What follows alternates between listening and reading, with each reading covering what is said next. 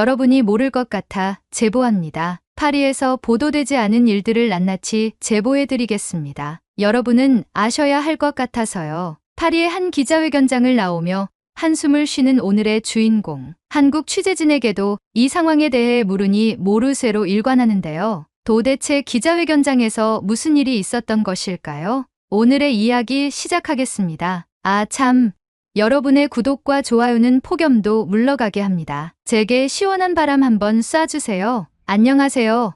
한국 여러분, 반갑습니다. 파리 현지에서 선수단 인터뷰 및 올림픽 취재를 진행 중에 있는 엘리샤 커입니다. 현재 한국만 모르는 비하인드 스토리들이 많을 것 같아 이렇게 취재 도중 제보를 드립니다. 현재 파리는 미비한 준비와 각종 실수로 잡음이 커지는 것만 번지르르한 올림픽으로 진행 중입니다. 이 역시도 저희 미국 외신들에게는 기사거리로 많이 활용되어 왔고 아마 한국 여러분도 많이 아실 거라 믿습니다. 현재 파리는 자신들의 껍데기만 감싸고 꾸밀 줄 알고 속을 파헤쳐 보면 부족한 것 투성이입니다. 여러분도 아시다시피 대표적인 예로 수질로 고통받았던 생강에서 결국 트라이애슬론을 진행했죠.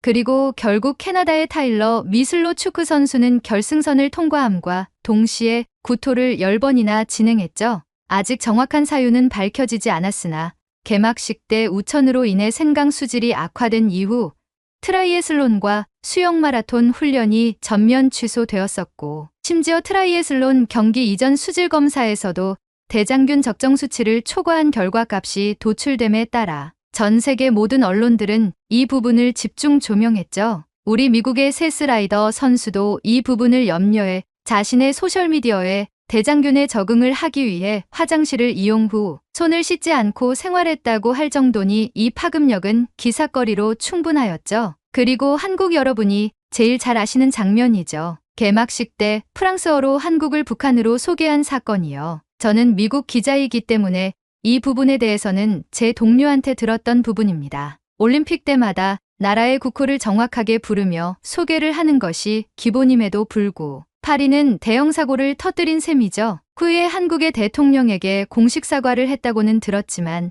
아마 미국을 상대로 실수를 했다면 공식 사과로 끝날 부분이었을까요? 한국이 선진국 반열에 이미 올라선 지도 몇 해가 지났습니다. 그럼에도 이런 부분을 실수한다는 것은 개인적 견해로 보았을 때는 한국이라는 나라를 괄시하지 않았나 하는 생각이 듭니다. 자국에서 열린 올림픽임에도 불구하고 남자 양궁 단체전에서 2위를 한 프랑스 자국의 국기를 3위로 개양하는 해프닝도 있었죠. 그리고 농구 경기에 출전한 남수단의 국가 연주에서 국가를 잘못 틀고 방치해 약 20초가량 흐른 뒤 국가가 중지되었고 3분이 흐른 뒤 남수단의 국가가 흘러나오며 많은 팬들의 야유를 받았습니다. 이 밖에도 공식적으로 실수를 일삼는 파리올림픽 조직위의 행보를 각 나라가 집중 조명을 하고 있는 와중에 기자회견장과 선수촌 인근에서는 선수의 각오나 경기가 끝난 직후 소감에 대한 인터뷰가 별개로 진행이 됩니다. 저희 미국만 하더라도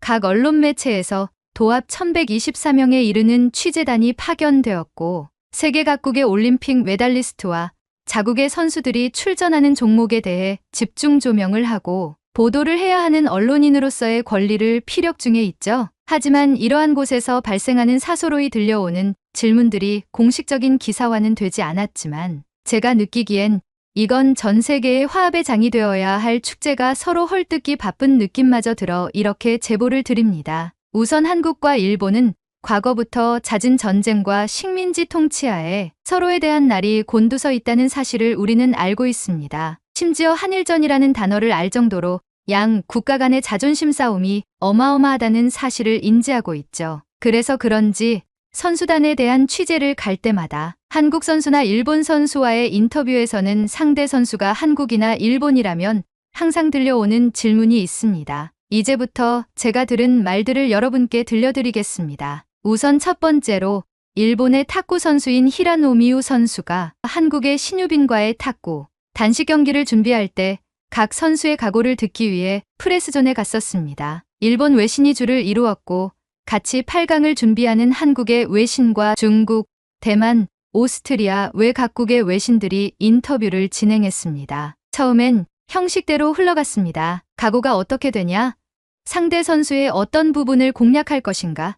등 경기 전에 형식처럼 물어보는 내용들이 주를 이루었죠. 형식적인 질문에 형식적인 대답이 오고 간 후 공식 인터뷰가 끝나고 다음 선수의 인터뷰를 위해 각국의 외신들은 자리를 떠났습니다. 저는 통역을 도와주는 자원봉사자와 함께 다음 선수 인터뷰를 하러 가려던 찰나 자원봉사자가 뒤를 돌아보더니 기분 나쁜 듯이 표정을 찡그리는 것입니다. 왜 그러냐고 물어보니 일본 기자들이 한국은 멸해야 할 대상이니 과감하게 승부하라.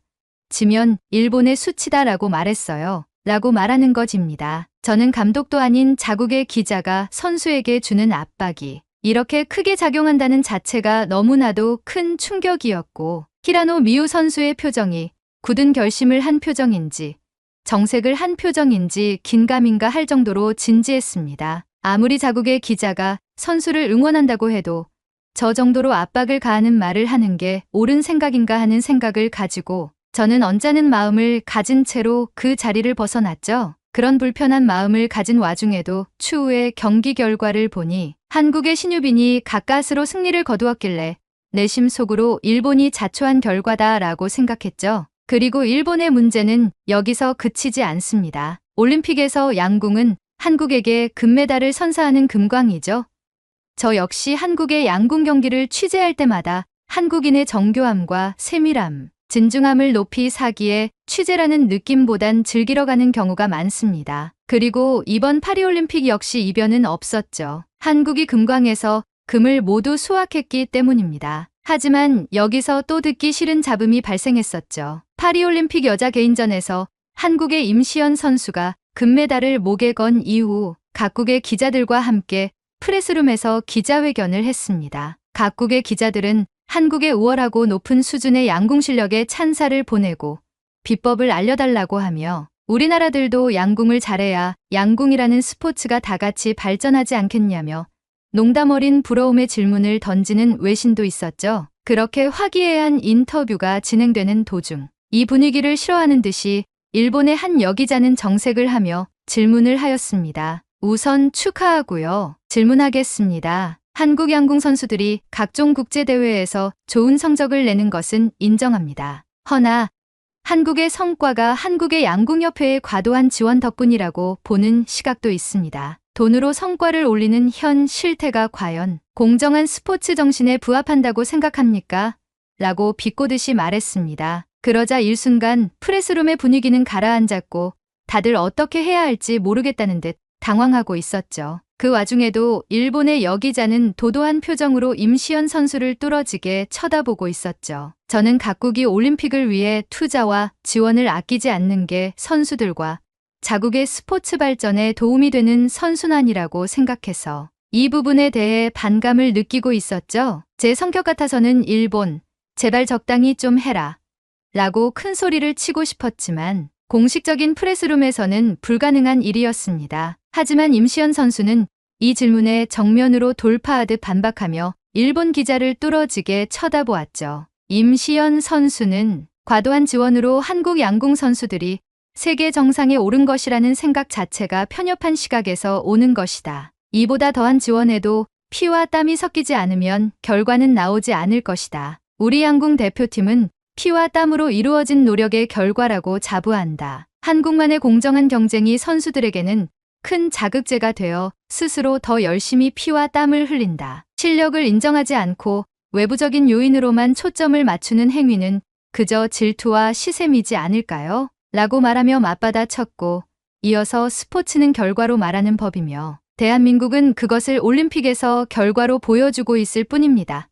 라고 말하며 일본 기자를 쏘아보았습니다. 몇몇 기자들은 이 얘기를 듣고 박수를 치고 일본 기자는 표정에 변화 없이 노트북에 타이핑을 치기 시작하고 유럽 국가의 외신들은 이런 모습을 보고 재미가 있는지 서로 대화하며 미소를 지었습니다. 저는 이런 행태를 보면서 기자들의 무례한 질문들이 선수의 멘탈을 흔들고 공격하고 당황하게 만드는 게 과연 올림픽 정신과 부합하느냐에 대한 질문을 되뇌이며 일본의 기자들이 꼴불견이라는 느낌이 들었습니다. 그 이후로 여러 프레스룸에서는 일본의 기자가 말을 할 때마다 무시하며 마음 정화를 했죠. 그런데 이 문제가 비단 일본뿐만은 아니라는 사실에 큰 충격을 받았습니다. 중국이 일본보다 더 미쳐있기 때문이죠. 중국은 올림픽 이전부터 코로나로 인해 망가진 국격을 올림픽 무대에 금메달을 싹쓸이하며 자존심을 회복할 것이라는 대대적인 언론 보도를 한 적이 있습니다. 그러나 오로지 실력이 아닌 상대 선수에 대한 멘탈 흔들기로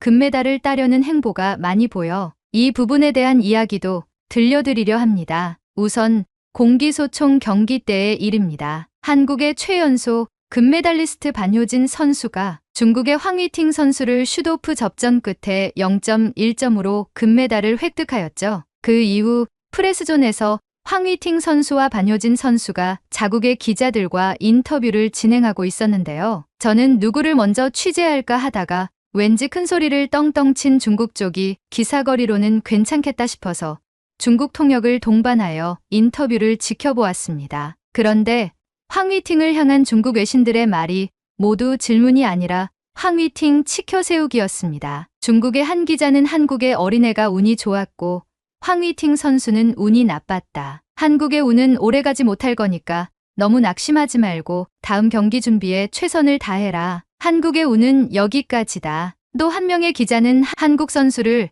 경기 전에 인터뷰로 멘탈을 흔들었어야 했는데 선수단이 막아서 그러지 못했다. 미안하다. 0.1점이 참 어이없다. 한국이 금메달을 가져갈 자격이 없다. 황휘팅 선수가 훨씬 잘한다. 알지 않느냐? 등 한국의 반효진 선수를 까내리며 황휘팅을 치켜세우는 느낌이 들었습니다. 물론 선수를 응원하려는 마음은 존중합니다. 하지만 같은 프레스존에 양 선수가 위치하고 있었고 한국 쪽의 프레스에서 혹여나 중국어 가능자가 있으면 이 얘기를 듣고 뭐라고 할지에 대해 걱정과 분노가 동시에 제 마음에 느껴졌죠. 이 부분에 대해 중국이 경기장 밖에서 선수들의 멘탈 흔들기를 하고 있다라는 기사를 작성해볼까 하다가 정치적 이슈로 번질 수 있는 상황이 발생할 수도 있겠다는 생각에 과감히 포기하였습니다. 답답한 마음을 풀기 위해 숙소로 돌아와 술을 마셨더랬죠. 그리고 저는 중국이 한국의 멘탈 흔들기를 하는 장면을 실제로 보기도 했었습니다. 한국의 신유빈 선수가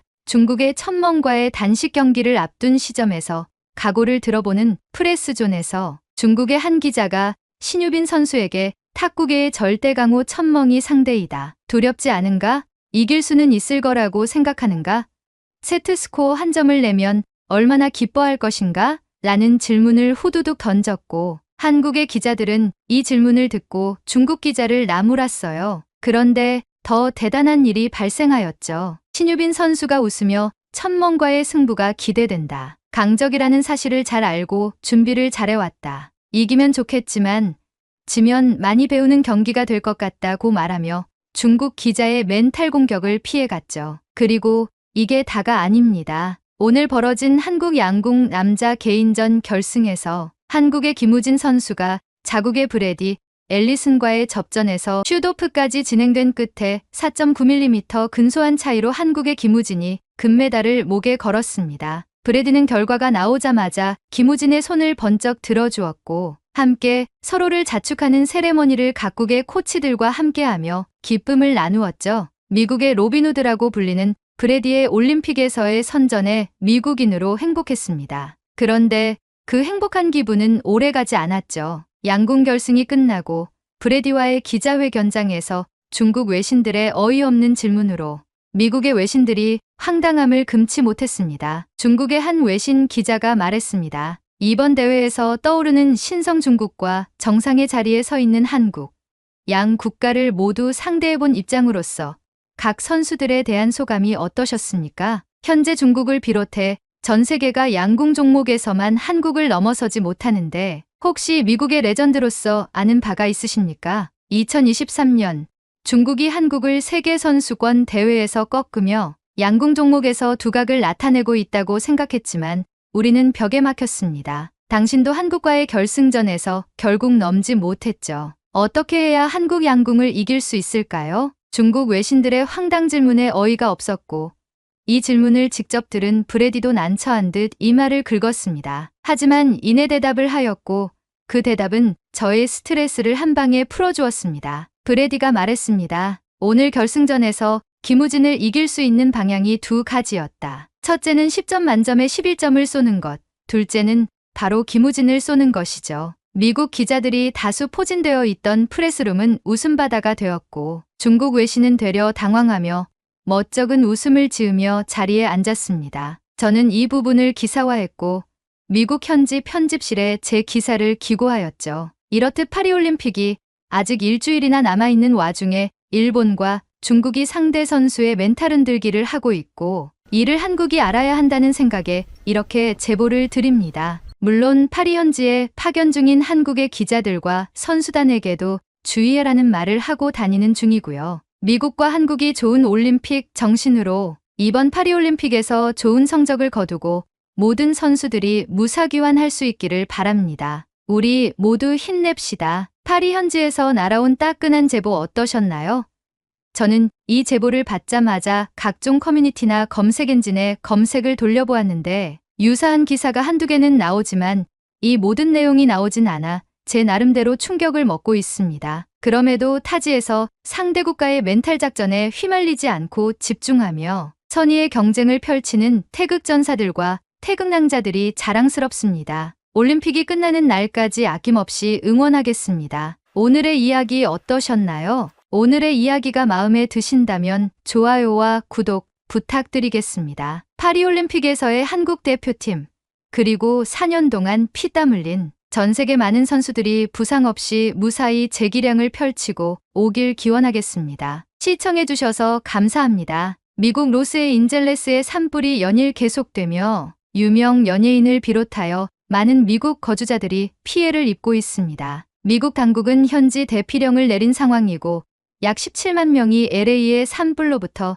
대피 중이라고 합니다. 그런데 이런 대피 상황 속에서 유독 돋보이는 행동들이 발견되었다고 하는데요. 이 돌발 행동의 주체는 다름 아닌 한국인들이라고 합니다. 도대체 어떤 일이 벌어지고 있는 것인지 바로 지금 사연을 들어보겠습니다. 오늘의 사연 시작합니다. 안녕하세요. 저는 로스앤젤레스 소방국에서 15년간 일해온 소방관 마이클 스콧입니다. 저는 지금까지 수많은 화재 현장을 다녔지만 이번 LA 산불은 제 경력을 통틀어 가장 강력하고 잔혹한 재난으로 기억될 것입니다. LA 산불은 사상 최악이라는 표현이 과장이 아닙니다. 산불은 1월 7일 팰리세이즈 지역의 산타모니카 산맥 테메스 산등성이에서 시작되었습니다. 처음에는 단순한 연기가 피어오르던 정도였으나 강한 바람과 건조한 기후를 타고 순식간에 거대한 불길로 변했습니다. 하루도 채 지나지 않아 주변 산등성이의 작은 화재들과 합쳐지며 지금은 초대형 화재로 발전했습니다. 그날 울려 퍼지던 비상경보와 수많은 무전들로 인해 아비규환이었던 소방선의 상황실이 아직도 잊혀지지 않습니다. 현재까지 산불이 삼킨 면적은 4만 에이커, 약 162제곱킬로미터로 샌프란시스코보다 넓고 한국의 수도인 서울의 면적으로 치면 4분의 1에 해당합니다. 지금까지 피해를 본 건물만 2,300채 이상이며 사망자 수는 16명에서 24명으로 늘어났습니다. 정확한 피해 규모조차 집계되지 않을 만큼 상황은 혼란스럽습니다. 우리는 절망적인 조건에서 산불과 계속해서 싸우고 있습니다. 화재 진압 초기에는 약 2,000명의 소방관만 투입되었지만 이제는 9개 주에서 14,000명의 소방관이 동원되었습니다. 소방차 134대와 항공기 84대가 화재 진압에 투입되었음에도 불길은 여전히 잡히지 않고 있습니다. 특히 초기에 소화용수를 과도하게 사용하면서 수압이 떨어지고 소화용수가 고갈되었습니다. 이에 따라 해수를 끌어와 화재 진압에 사용하고 있지만 해수는 염분으로 인해 장비를 손상시키고 토양을 파괴할 가능성이 있는 최후의 수단에 불과합니다. 이런 인력난을 해결하기 위해 캘리포니아 주 교정국에서는 재소자 939명을 화재 진압에 투입했습니다. 그들은 불에 탈 만한 물건을 제거하고 방화선을 만드는 역할을 맡고 있지만 충분한 훈련이 이루어지지 않은 탓에 현장에서는 종종 문제가 발생하기도 합니다. 죄수들이 감형 조건으로 일하며 하루 복역 일수가 줄어드는 혜택을 받는다는 소식은 언론에서 찬반 논란을 일으켰습니다. 일부 사람들은 재난 상황에서는 불가피한 조치라고 주장했지만 다른 이들은 재소자 동원은 근본적인 해결책이 아니다라고 비판했습니다. 소방관으로서 저는 매일같이 강풍이 몰아치는 불길과 싸우며 느끼는 무력감을 떨칠 수가 없습니다. 우리가 가진 모든 자원과 노력이 이 거대한 자연의 힘 앞에서 얼마나 초라한지 실감하고 있습니다. 우리는 이 불길을 끝낼 수 있을까? 이 질문은 제가 매일 밤 침대에 누울 때마다 머릿속을 떠나지 않습니다. 이런 절망적인 상황에서 우리는 교대 휴식을 위해 소방서로 복귀하던 중 저와 동료들은 예기치 못한 광경을 마주했습니다. 소방서 앞에 정체 모를 사람들이 줄지어 서 있었습니다. 차량을 정차하고 가까이 다가가 보니 그들은 한인타운에서 온 자원봉사자들이었습니다. 한 손에는 따뜻한 음식을 담은 상자를 들고 다른 손에는 음료수를 나누어 주며 분주히 움직이는 모습이었습니다. 그들은 소방서로 들어가는 우리를 보고 밝은 미소로 외쳤습니다. 소방관님들 수고 많으십니다. 따뜻한 음식을 준비했으니 잠시라도 드시면서 힘내세요. 음식이 담긴 상자에는 한국의 간편식인 김밥과 컵밥, 그리고 국물이 있는 라면 등 정성 가득한 음식이 담겨 있었습니다. 불길과 싸우느라 온몸이 지친 우리에게 이 음식은 단순한 한 끼 이상의 의미를 가졌습니다. 그러나 마음 한편에서 의문이 들었습니다. 지금 LA에서는 수많은 주민들이 산불을 피해 다른 주나 도시로 떠나고 있는 상황입니다. 긴급 대피령으로 인해 도로는 짐을 실은 차량들로 북적였고 대피소에 남아있는 사람들이 점점 줄어들고 있었습니다. 하지만 이들은 떠나기는커녕 우리를 위해 이곳에 남아 음식을 나누고 있었습니다. 나는 한 자원봉사자에게 다가가 조심스럽게 물었습니다. 왜 이런 일을 하시는 거죠?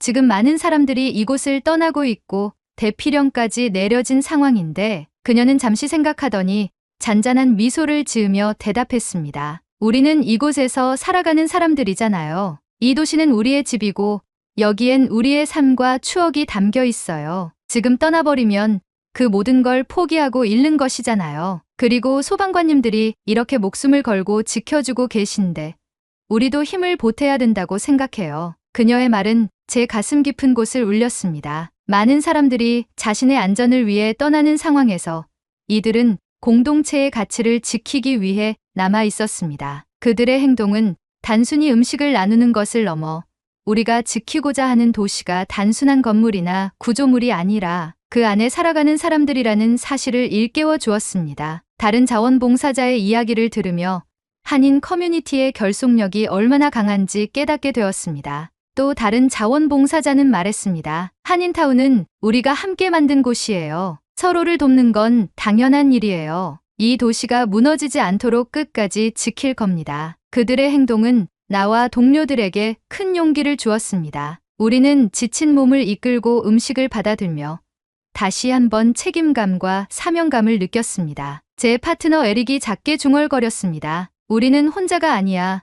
그의 목소리에는 고마움과 안도감이 가득했습니다. 한인 자원봉사자들이 보여준 헌신은 단순히 우리를 위로하는데 그치지 않았습니다. 그것은 우리가 지키기 위해 싸우고 있는 도시와 사람들의 진정한 가치를 깨닫게 해주었습니다. 이 불길이 끝나고 나면 우리는 그들과 함께 이 도시를 다시 일으킬 수 있을 거라는 희망을 품을 수 있었습니다. 그들이 준비한 따뜻한 음식을 먹으며 저는 다시 한번 마음을 다잡았습니다. 우리가 이 산불을 멈춰야만 하는 이유는 바로 LA를 사랑하는 이런 사람들 때문이었습니다. 다음 날 저는 화재 진압을 마치고 대피소 근처로 이동하던 중 또 다른 놀라운 광경을 목격했습니다. 대피소 입구에는 푸드트럭들이 줄지어 서 있었고 그 앞에는 사람들이 긴 줄을 이루고 있었습니다. 가까이 다가가 보니 한국인들이 운영하는 푸드트럭들이 이재민들에게 무료로 음식을 제공하고 있었습니다. 여러분, 힘들고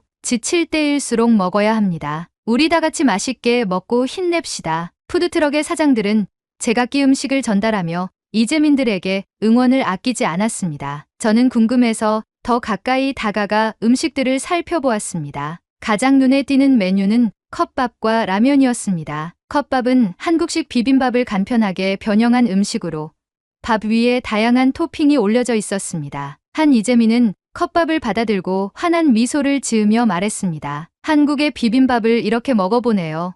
한국에서 유명한 음식이라던데 이렇게 따뜻한 음식을 먹으니 기운이 납니다. 특히 라면은 뜨거운 국물이 있어 추위에 떨고 있던 이재민들에게 큰 위로가 되었습니다. 밤낮으로 이어지는 강풍과 일교차로 인해 대부분의 이재민들은 추위에 시달리고 있었기에 이 따뜻한 음식은 단순히 허기를 채우는 것을 넘어 심리적인 안정감을 주었습니다. 한 푸드트럭 운영자는 제게 이렇게 말했습니다. 우리가 할 수 있는 건 이 정도밖에 없지만 조금이라도 도움이 되길 바랍니다. 뱃속이 든든해야 힘이 나잖아요. 그의 말은 단순했지만 그 안에 담긴 진심은 분명했습니다. 그리고 그 옆에서는 한인 커뮤니티에서 준비한 담요와 마스크, 그리고 핫팩이라는 소형 발열 도구를 전달하고 있었습니다. 집이 아닌 대피소에서 따뜻한 체온을 유지시켜주고 산불로 인한 유독가스와 먼지로부터 기관지를 보호할 수 있는 필수용품을 전달하는 모습을 보며 한인타운의 준비성에 놀라움을 금치 못했습니다. 한인 커뮤니티는 이재민들뿐만 아니라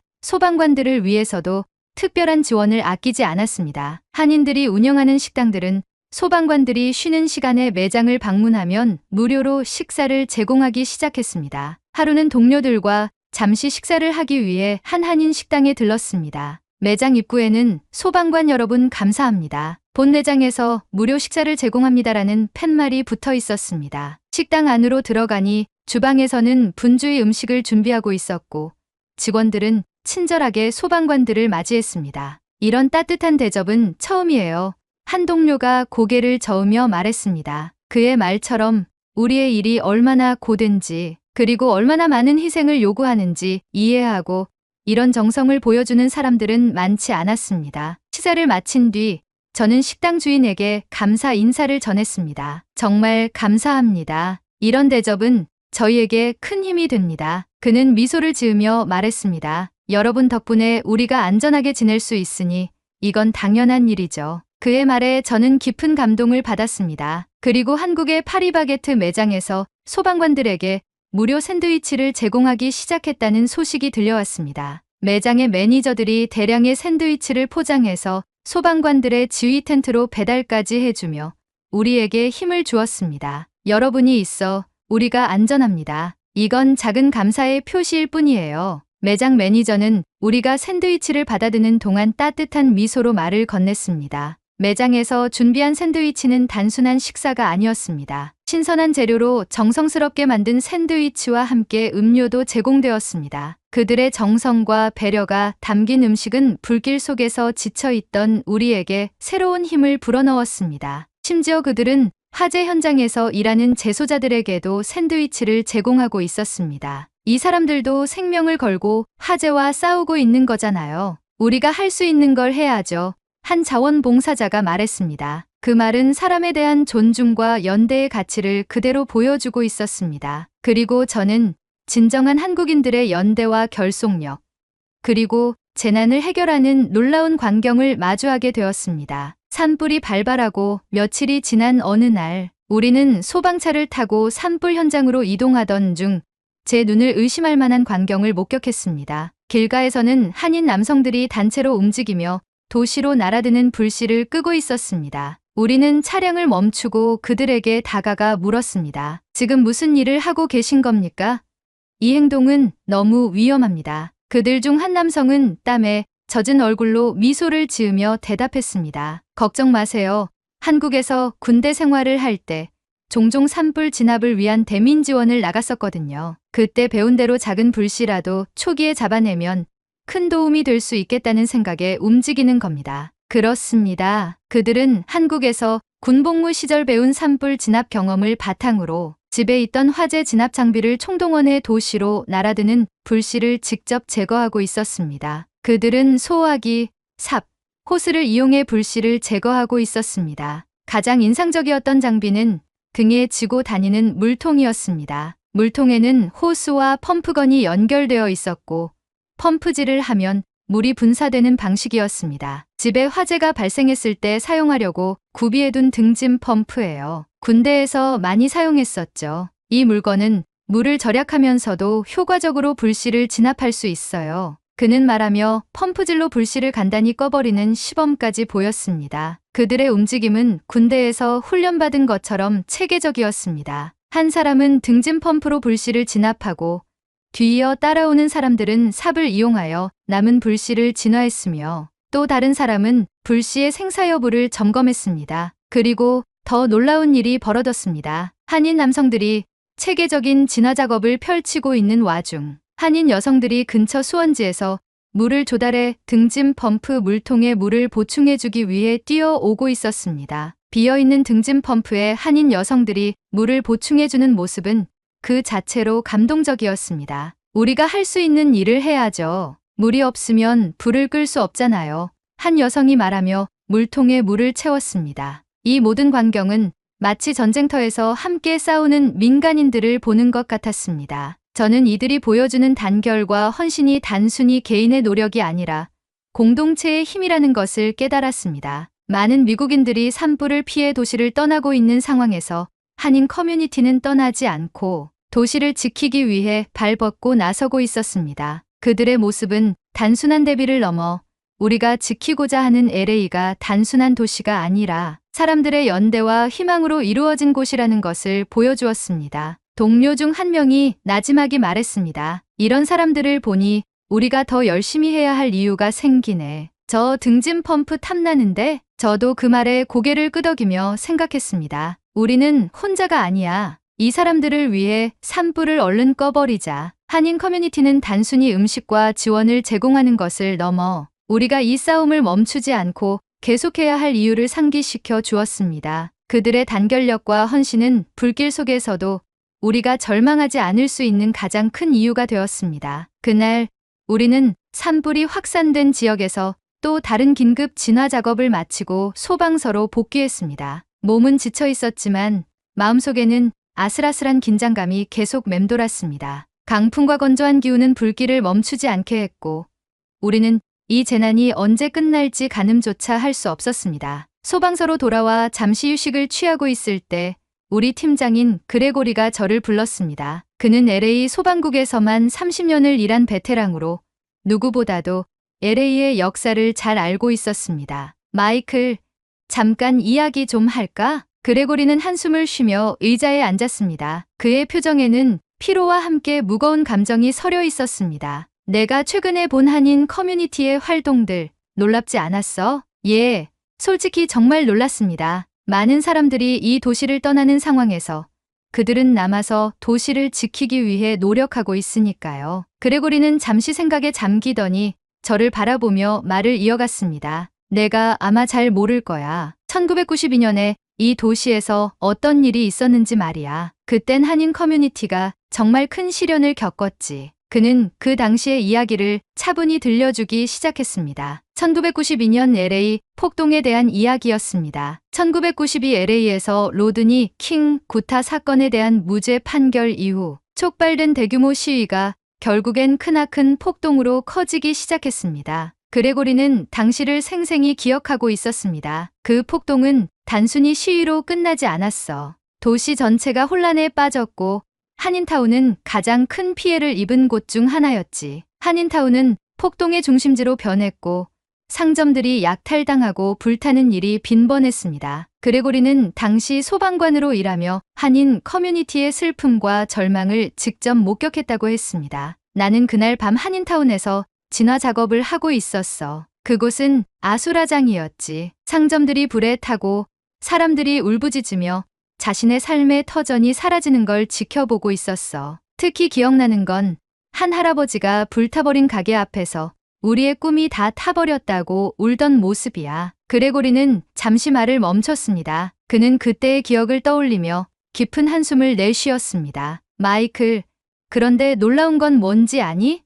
그럼에도 불구하고 한인들은 그 자리를 떠나지 않았어. 그들은 무너진 자리에서 다시 일어났고 그들의 삶의 터전을 지키기 위해 끝까지 싸웠지. 그는 LA 폭동 이후 한인 커뮤니티가 어떻게 연대하며 다시 일어섰는지에 대해 이야기했습니다. 폭동이 끝난 후 한인들은 서로를 돕기 위해 모였고 상점과 마을을 복구하기 위해 힘을 합쳤습니다. 그들은 단순히 가게를 복구하는 게 아니라 그들의 문화를 지키고 자신들의 정체성을 다시 세우기 위해 노력했어. 그 정신은 지금도 이어지고 있는 것 같아. 그레고리의 이야기를 듣는 동안 저는 최근에 목격했던 한인 커뮤니티의 모습이 머릿속에 떠올랐습니다. 산불이 퍼지는 상황에서도 그들은 대피하지 않고 도시를 지키기 위해 적극적으로 나섰습니다. 음식을 나르고 소방관들에게 물과 간식을 전달하며 자신의 터전을 위해 불길과 싸우는 모습을 보였습니다. 그들이 이번에도 남아서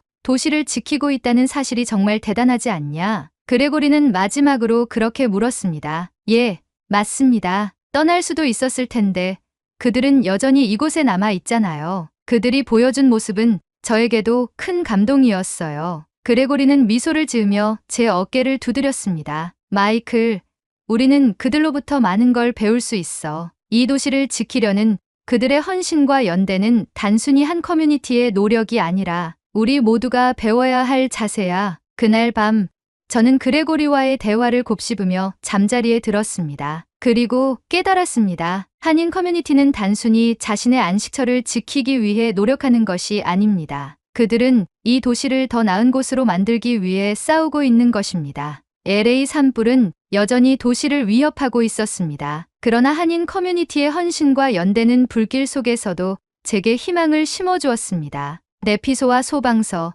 그리고 화재 현장에서 만난 그들의 모습은 단순히 생존을 위한 노력이 아니라 자신들의 터전과 이웃을 지키려는 진심 어린 헌신이었습니다. 이틀 전 저는 동료들과 함께 한 푸드트럭에서 식사를 하며 잠시 휴식을 취하고 있었습니다. 푸드트럭은 한인 커뮤니티에서 운영하는 곳으로 이재민들과 소방관들에게 무료로 음식을 제공하고 있었습니다. 제가 받은 음식은 컵밥이었습니다. 간편하게 만들어진 이 작은 한 끼를 바라보며 저는 생각했습니다. 이 음식은 단순한 음식이 아니라 오랜 시간 타국에서 자신들의 삶의 터전을 지키기 위해 노력한 사람들이 이뤄낸 정성과 성과가 발현된 음식이라는 생각이었죠. 식사를 하던 중 제 옆자리에 앉은 한 한국인 할아버지가 말을 걸어왔습니다. 수고가 많으십니다. 이렇게 불길 속에서 싸우는 건 정말 쉬운 일이 아니겠지요. 저는 고개를 끄덕이며 미소를 지었습니다. 맞습니다. 하지만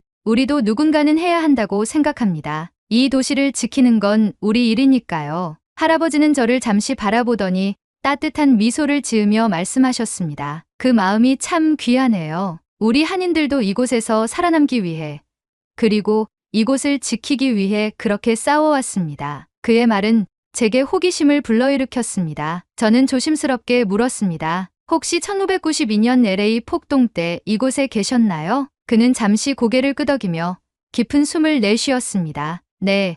그때 저는 이 한인타운에서 작은 가게를 운영하고 있었죠. 하지만 폭동으로 인해 제 가게는 전부 불에 타버렸습니다. 저는 그 말에 놀라 입을 틀어막았습니다. 그레고리가 LA 폭동 때 만났던 한 할아버지가 아직까지 한인타운에 살면서 그 자리를 지키고 있었다고 생각하니 가슴이 미어져 오고 있었습니다. 할아버지는 그 당시의 상황을 차분히 설명해 주었습니다. 그날 밤 사람들이 몰려와 약탈을 시작했어요. 그리고 곧 불길이 제 가게를 집어삼켰죠. 저는 무력하게 그것을 지켜볼 수밖에 없었습니다. 우리의 꿈과 삶의 터전이 잿더미로 변하는 것을요. 그는 잠시 말을 멈추고 고개를 숙였습니다. 그러나 그의 목소리에는 슬픔을 넘어서 강한 의지가 담겨 있었습니다. 하지만 우리는 포기하지 않았습니다. 모두가 힘을 합쳐 무너진 자리에서 다시 일어났어요. 우리가 여기서 떠났다면 한인타운도 사라졌을 겁니다. 이곳은 우리의 집이고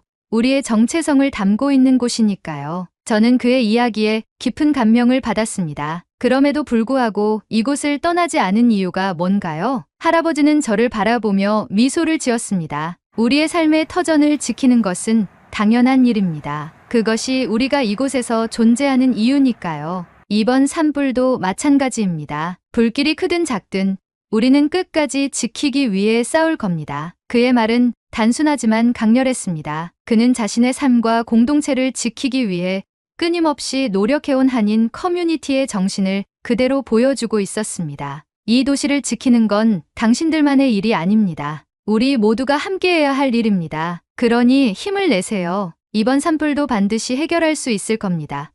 그는 제 어깨를 가볍게 두드리며 말했습니다. 할아버지는 이윽고 자리를 털고 일어나며 묵묵히 한인 자원봉사자들에게 섞여 들어갔습니다. 그의 뒷모습을 바라보고 있으니 가슴이 뭉클해지며 저도 모르게 눈물이 흘렀습니다. 그리고 저는 다시 한번 마음을 다잡았습니다. 한인 커뮤니티의 이야기는 단순히 그들의 과거가 아니라 지금 이 순간 우리 모두가 배워야 할 가치였습니다. 저는 속으로 다짐했습니다. 무슨 수를 써서라도 이번 산불을 헤쳐나가겠다. 이 도시를 위해 싸우는 사람들을 위해, 그리고 이 도시를 지키기 위해 저는 하늘을 올려다보며 생각했습니다. 불길 속에서도 희망은 존재한다. 그리고 그 희망은 우리 모두의 연대 속에서 피어오를 것이다. 포기하지 말고 무슨 수를 써서라도 시민들을 보호하자. 한인 커뮤니티와 함께 만들어낸 희망의 불씨는 그 어떤 불길도 꺼뜨릴 수 없는 강한 힘으로 타오르고 있었습니다. 연이은